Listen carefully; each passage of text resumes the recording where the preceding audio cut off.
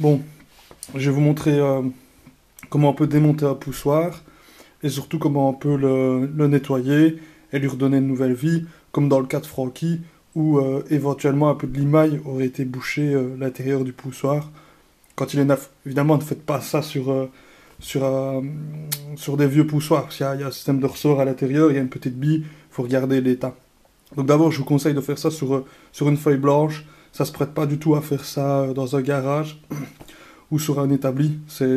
Ça contient des toutes petites choses et on a besoin de vraiment un endroit propre et clean. Donc voilà, j'ai un petit peu préparé le travail parce que c'est pas évident, je vous dis tout de suite, sur une feuille en plastique, sur une feuille et sur la table, comme je suis en train de le faire, ça ne marchera pas. Donc moi j'utilise un gros morceau de bois. Donc il faut taper le, le poussoir, hein. Donc voilà, voici mon poussoir. Comme un bon élève, je l'ai numéroté. Bon, j'enlève la pièce qui est à l'intérieur. Je la vous montre pas tout de suite. Alors vous prenez le poussoir comme ceci. Hop, le haut vers le haut et vous tapez comme ça. Et vous répétez l'opération autant de fois qu'il faut pour que cette petite pièce-ci qui est à l'intérieur tombe. Donc elle est comme ça. Voilà, là on peut voir le point de contact avec la soupape qui est tout poli et la pièce. Alors, il faut pas la prendre avec une pince, il faut pas insister pour la simple et bonne raison que la partie ici, ben, comme le piston dans le cylindre, elle coulisse dans le poussoir. Donc si vous la rayez, le poussoir il devient plus étanche.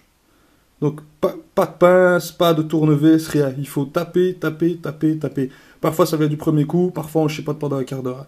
Il n'y a pas de, il y a pas de technique. Alors je vais poser l'appareil photo pour vous montrer, pour le démonter. Donc voilà, il suffit de simplement tirer comme ça sur les deux pièces. Hop, et voilà, vous l'avez. Alors, là-dedans, on voit pas très bien, je vais rediriger la lumière. Je n'ai pas pensé à faire ça avant. Non, ça marche pas mieux. Bon, alors, dans cette petite partie-ci, je sais pas si vous le voyez, ah voilà, on le voit. Donc dans le cylindre que j'ai retiré du premier, il y a une toute petite pièce qui s'enlève. Là, vous pouvez utiliser une pince. Et à l'intérieur, il y a un tout petit ressort et une toute petite bille. Je vais vous les montrer, je vais le démonter. C'est vraiment minuscule. C'est pour ça que ça demande de travailler dans un endroit vraiment clean. Donc vous prenez une pince, hop, vous attrapez le dessus.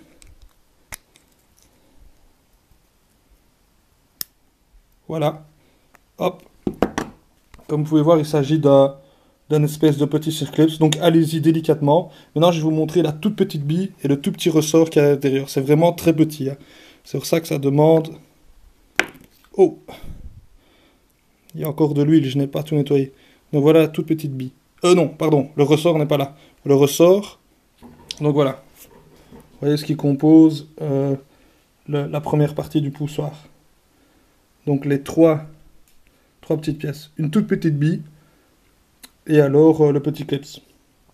Alors ensuite, à l'intérieur de la partie qui est en contact avec la soupape, voilà le ressort.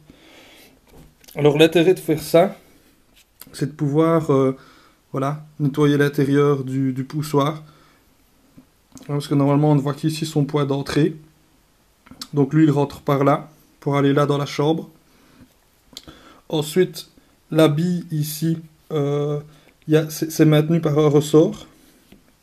Et la bille fait, je vais dire, clapet en tire-tour. Bon, évidemment, il y a quand même un taux de fuite, et évidemment qu'une partie de la pression repasse quand même dans le poussoir. Donc en fait, le but c'est de remplir cette pièce-ci, d'accord, qui fait contact avec la soupape, d'huile, d'empêcher avec la bille l'huile de sortir pour reprendre le jeu, et pour avoir un jeu correct entre le poussoir et la came. Voilà. Donc, ce qu'il y a à faire, ben, c'est le laver dans tous les sens. Idéalement à bac à ultrasons. Mais au moins avec tout ça démonté, vous avez un point de départ. Donc je vais le remonter simplement tout sale comme il est, hein, pour remontrer encore une fois le mode opératoire. Donc je reprends la petite bille, je la glisse ici au-dessus. Hop, à sa place. Voilà. C'est vraiment pas chinois. Je reprends le petit clips. Hop, hop.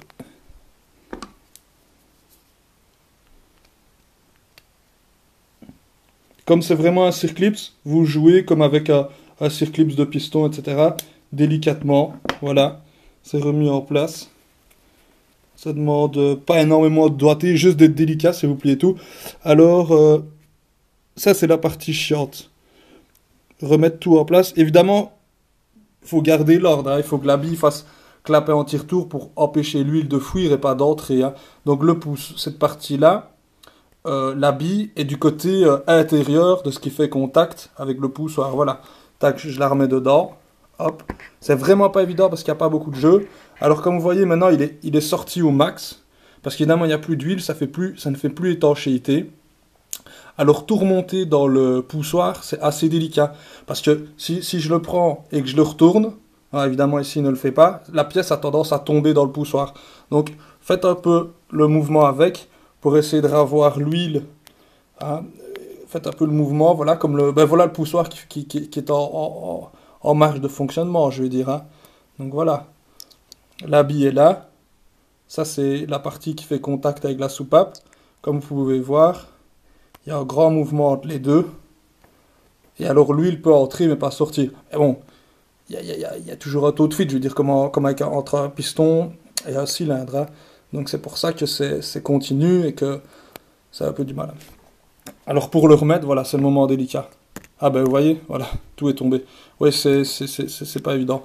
Donc moi ce que je fais en général, c'est que pour avoir un peu plus facile, je remets un peu d'huile. Bon là je remets de l'huile sale et tout, mais c'est pour vous montrer. Ah, évidemment, faites ça avec de l'huile propre, faites ça avec de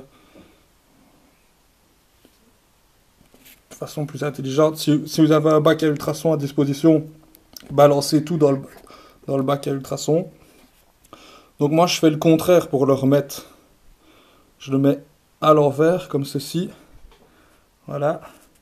Et là, je viens par en dessous, comme ceci, pour pouvoir le remettre. Et surtout, je ne retourne rien. Voilà. Vous avez entendu, ça se met un peu en place. Hop là. Là, vous poussez, vous insistez bien fort. Hop là, voilà, il est rentré. Donc, vous pouvez voir. Attendez, je me lave les mains pour pas niquer l'appareil photo. Donc là, vous allez pouvoir voir. Hop. Je l'ai remis en place. Hein, donc pas utiliser de pince pour sortir cette partie-là. Et regardez, avec mon doigt, je parviens à le faire descendre. Voilà. Voilà, c'est très simple, c'est très basique. Ben voilà les gars, comment on démonte un poussoir et avec un bac à ultrasons, comment on peut avoir un poussoir neuf. Parce que comme tous les ressorts, il a une usure.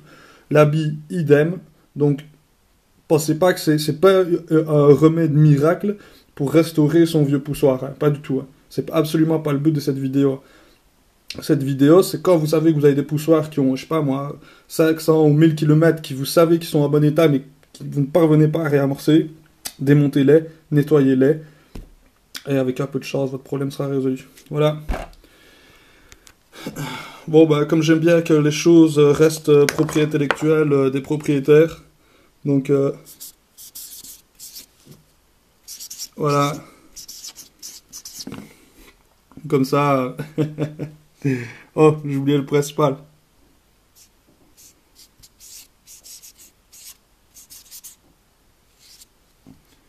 Voilà. Forum V6 World. Pour les vrais, ceux qui savent, ceux qui touchent un petit peu. Allez, ciao les mecs. Salut de Belgique.